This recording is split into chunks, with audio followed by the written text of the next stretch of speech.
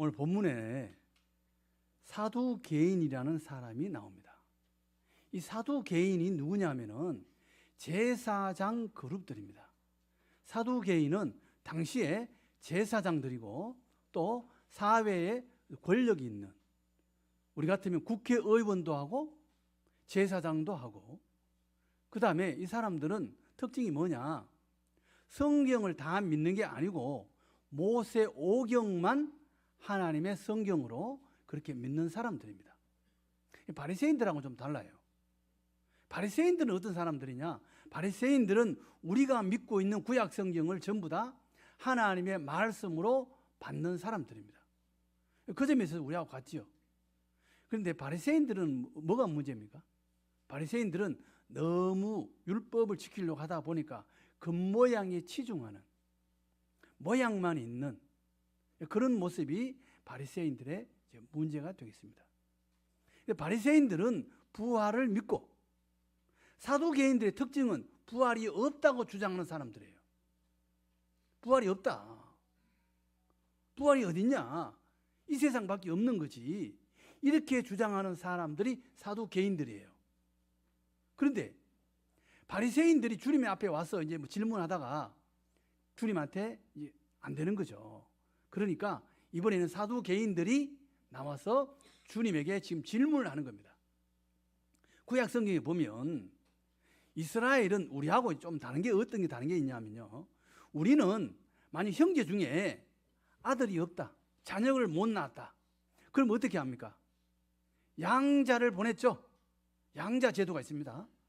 근데 이스라엘은 우리처럼 양자를 보내는 게 아니고, 만약에 큰 형이 결혼해서 살았는데 자식이 없이 형이 죽었어요. 그럼 둘째가 형수하고 결혼해서 살도록 돼 있어요. 자식을 낳아줘야 돼요. 왜 그렇습니까? 사회복지 제도입니다. 나이 들어서 자식이 없으면 그 부모가 어렵게 되니까, 또 이 사회가 오늘날 같은 여성이 취업할 수 있는 그런 사회가 아니에요. 여성이 돈 벌 수 있는 사회가 아닙니다. 남성 중심의 사회예요. 그러니까 남성이 있어야 생활할 수 있는 거죠. 사회복지적인 차원에서 또 그 가문을 이어줘야 되는 책임 때문에 이런 형사, 형이 죽었을 경우에 취수, 형수를 취하는 제도가, 형사치수 제도가 이스라엘에게 있었습니다. 이 사두개인이 와서 지금 묻는 거예요. 첫 번째 형부터 일곱째 아들까지, 형제가 7형제인데 다 죽고 이 부인도 자식이 없이 다 죽었다. 그러면 나중에 부활해가지고 누구의 아내가 되느냐, 이렇게 묻고 있는 거예요. 이렇게 질문하는 이유가 뭐예요?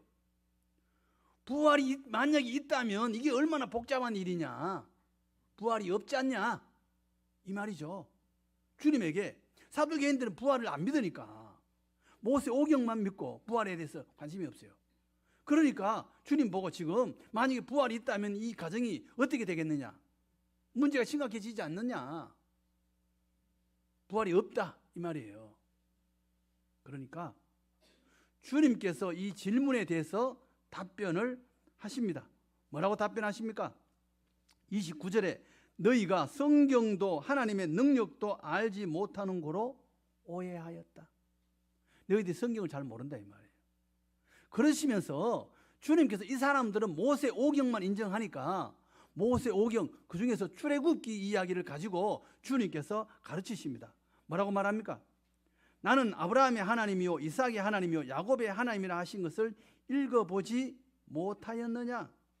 이건요, 출애굽기에서, 출애굽기 3장에 하나님께서 모세를 만나 주실 때 그때 모세에게 하나님 자신을 이야기하는 거예요. 내가 누구냐? 나는 아브라함의 하나님이요 이삭의 하나님이요 야곱의 하나님이다, 이렇게 말씀을 하시거든요. 자기를 소개하는 때 하나님이 나는 아브라함의 하나님, 이삭의 하나님, 야곱의 하나님이다. 이 말은요, 시제가 현재 시제예요. 현재 시제라는 말은 지금 아브라함이 죽었지만 살아있고, 이삭이 죽었지만 살아있고, 야곱이 죽었지만 살아있다 이 말이에요. 그래서 하나님은 어떤 하나님이라고 이야기합니까? 산자의 하나님이시다. 아브라함이 지금 살아있다는 거예요. 믿으십니까? 안 믿으죠? 예. 그럼 우리 한번 따져볼까요? 마태복음 17장에 변화산 이야기가 나오죠. 주님하고 변화산에 갔을 때 그게 나타나는 사람이 누구예요? 모세, 엘리야죠. 엘리야는 죽음을 보지 않고 하늘로 올라간 사람이고 모세는 120세에 돌아가셨죠. 두 사람이 나타나잖아요. 그 두 사람은 뭐예요? 어디다가 나온 거예요? 하늘에 있는 사람들 아닙니까? 하늘에. 모세는 죽은 사람이에요. 엘리야는 하늘로 올라간 사람이에요. 이 변화산에서 뭘 본 거예요? 하늘이 잠시 산에 내려온 거예요.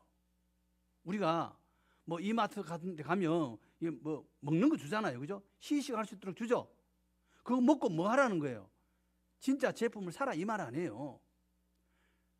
이 예수님과 제자들이 그 변화산에서 천국을 맛본 거예요. 천국을 시식했다 이 말이에요. 얼마나 좋았으면 베드로가 뭐라고 말해요? 여기가 좋사오니 초막셋을 짓겠습니다. 하나님 주님을 위해서, 하나님 모세를 위해서, 하나님 엘리야를 위해서 짓고 자기들은 초막 없어도 된대요. 예? 우리 초막 없어도 되니까 그냥 여기서 삽시다. 예? 얼마나 베드로가 거기가 좋았으면 예? 천국을 맛보고 완전히 경험한 것도 아니에요. 맛만 본 거죠. 근데 너무 좋아가지고 여기가 좋사오니 초막짓을 3개 짓겠습니다. 그러고 있잖아요. 천국은 어떤 곳이에요? 천국은요, 우리가 상상하는 그 이상으로 좋은 곳인 줄로 믿습니다.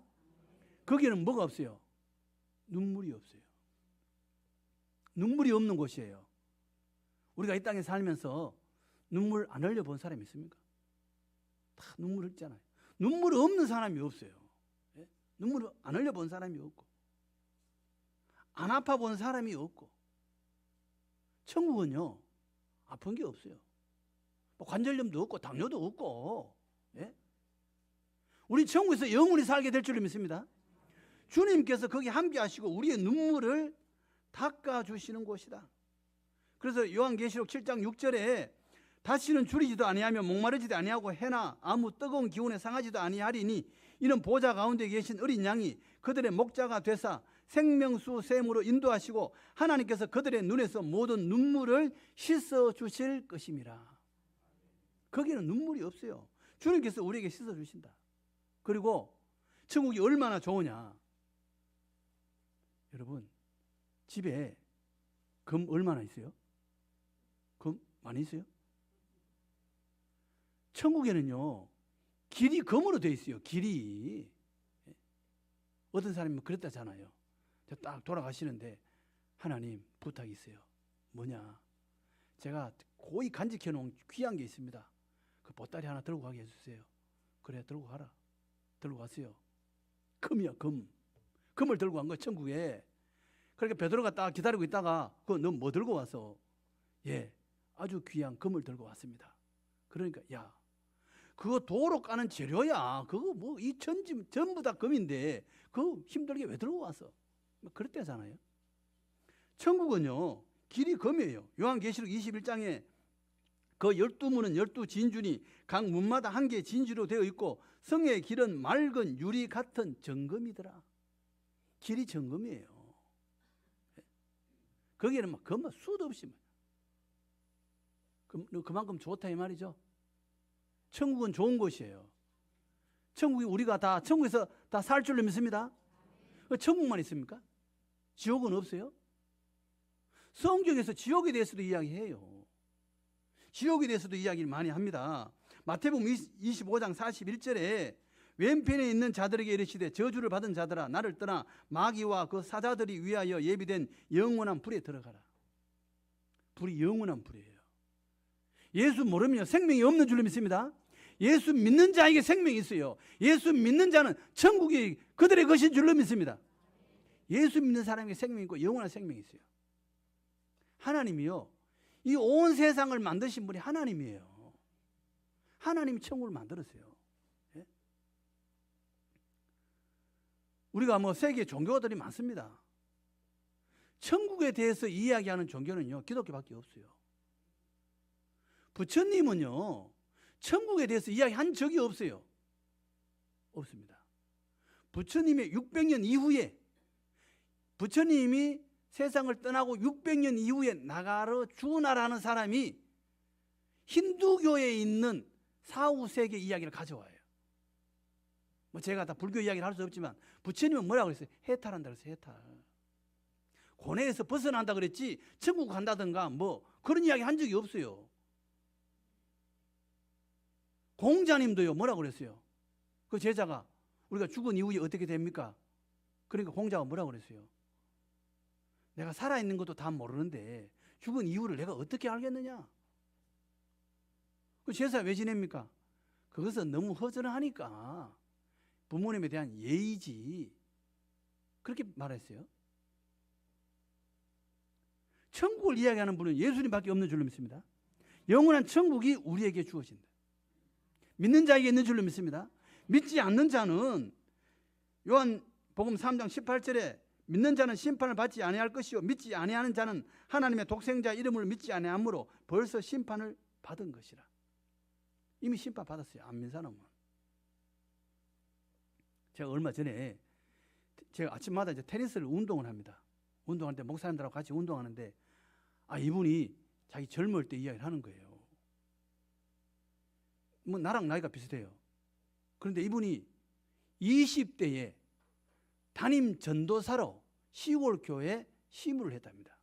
안동에서 1시간 반쯤 떨어진 그 시골 마을에서 자기가 총각으로 군대에 제대하고 와가지고 바로 전도사로 갔대요. 그런데 시골에서 문제가 생긴 거예요. 교인이 아닌데, 교회 안 나오는 사람인데 젊은 사람이 농약을 먹어버렸어요. 시골에서 보정 서는 거 있잖아요. 요즘은 뭐 우리가 보정 서고 이런 게 없지만 예전에는 보정을 썼어요.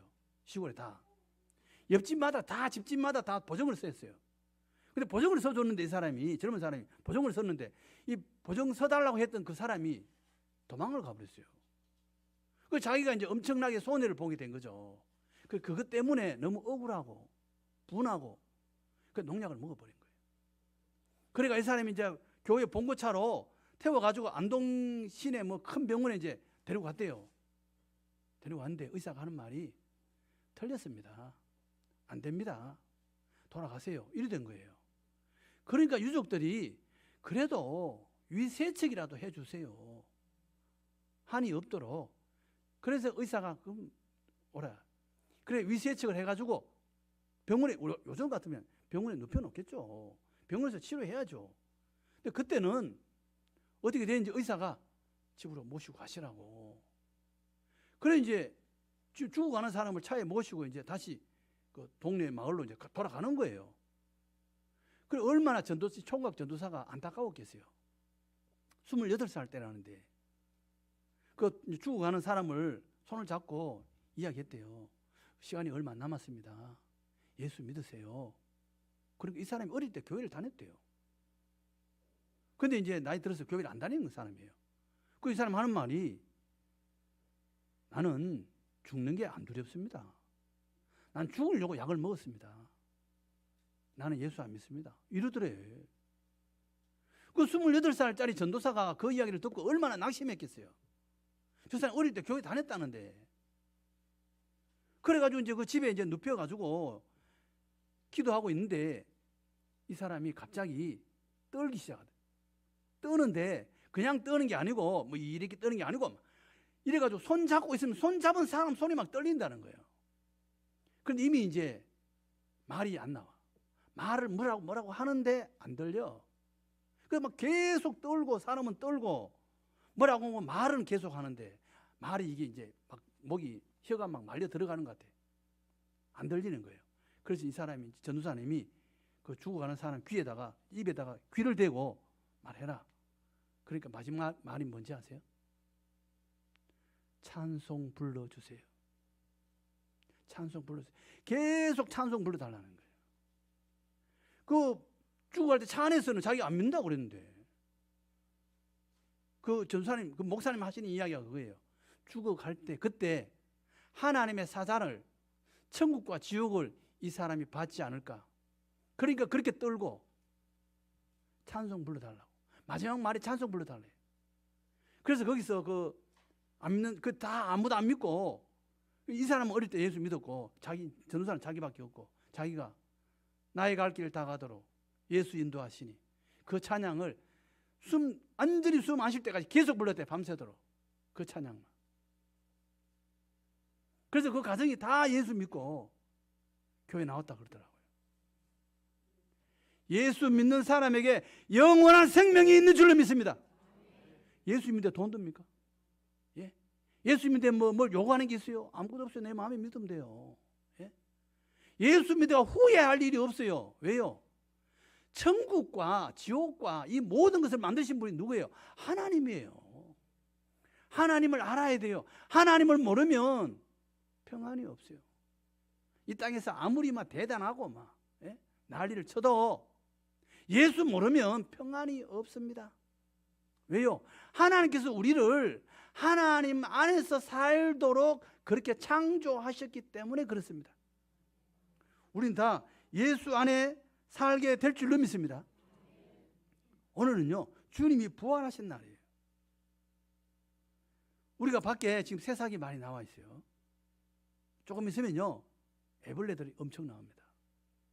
여러분, 참깨밭에 애벌레 혹시 보신 적 있습니까? 참깨밭에 있죠? 얼마나 커요? 엄지손가락만 하죠? 엄청나요. 징그러워요. 예? 그게 나중에 뭐가 됩니까? 나비가 돼요. 각시나방이라는 나방이 된답니다. 어릴 때 참깨밭에 이 애벌레 보고 엄청 놀랐어요. 엄청 큽니다. 어떤 애벌레는요, 송충이 먹는, 솔잎 먹는 애벌레는 뭐예요? 송충이고, 예? 애벌레마다 먹는 게 또 다 달라요. 그런데 아무리 솔잎을 먹든 참깨잎을 먹든, 예? 애벌레는요, 그냥 애벌레예요. 꿈틀꿈틀하고 징그럽고 무섭고 그래요. 그런데 나비가 되면요, 완전히 달라져요. 나비 보세요. 얼마나 아름답고 얼마나 멋있어요. 먹는 것도 애벌레는요, 풀잎 먹고 그러지만 솔잎 드셔보셨어요? 그러니까 오늘 가서 마다 보세요. 솔잎 뜯어가지고 한번 씹어보고 가세요. 그렇게 맛있어요? 저는 먹고 싶은 마음 없어요. 그 애벌레는요, 솔잎 먹고 있어요. 솔잎 먹고 살아요. 나비 되면 솔잎파리 안 먹어요. 예? 참깨 이파리 맛있는 거 한번 드셔보실래요? 드셔보세요. 저는 안 먹습니다. 예? 애벌레는 그런 거 먹고 살아. 그 나비 되면요, 뭘 먹고 살아요? 꿀 먹고 살아요. 꿀 먹고. 완전히 모습도 달라지고 먹는 것도 다르고 완전히 달라져요. 예수님이 부활하셨어요. 우리도 부활하게 될 줄로 믿습니다. 주님이 잠자는 자의 첫 열매라 그랬어요. 누가 부활합니까? 예수님이 부활하셨기 때문에 예수 믿는 사람은 다 예수님처럼 부활하게 될 줄로 믿습니다. 겨울에는 나무 가지가 앙상합니다. 우리 교회가 잘 될 줄로 믿습니다. 교회가 이래야 돼요. 애들 때문에 이거 예배가 안 된다, 이런 소리가 나와야 된다니까요. 교회가 조용하면 어떻게 되겠어요? 망하는 거예요. 예? 옛날에 어른들이 재고 욕하는 게 뭐예요? 집에 문지방에 문고리 있는데 구멍 안 뚫어지면 그 아이가 없는 거예요. 아이들이 들락날락하면 문고리에 구멍이 나고 창호지 다 찢어지고 그러잖아요. 더 빠르고 그러죠. 그래야 되는 집이에요. 우리 되는 줄로 믿습니다. 예. 우린 된다니까. 겨울에는요, 죽은 가지인지 산 가지인지 구분이 안 돼요. 안 됩니다. 똑같아요. 근데 봄 되면요, 산 가지하고 죽은 가지하고 완전히 달라요. 죽은 가지는요, 마른 채로 그대로 있고요. 산 가지는요, 잎사귀도 나고 꽃도 피고 향기도 나고 완전히 달라지죠. 믿는 사람 안 믿는 사람은요, 나중에요 완전히 달라질 줄로 믿습니다. 예수 믿는 사람은 어떻게 해요? 나비 같은 삶을 살고 천국에서 살게 되고 주님과 함께 살게 될 줄로 믿습니다. 우리는 이 땅에서 다 애벌레입니다. 대단한 것 같아도 똑같이 애벌레예요. 우리는 믿음으로 주님을 바라보고 주님의 부활, 나의 부활인 줄로 믿고 이 땅에서 믿음으로 살고 소망으로 사는 복된 우리 모두 다 될 줄로 믿습니다.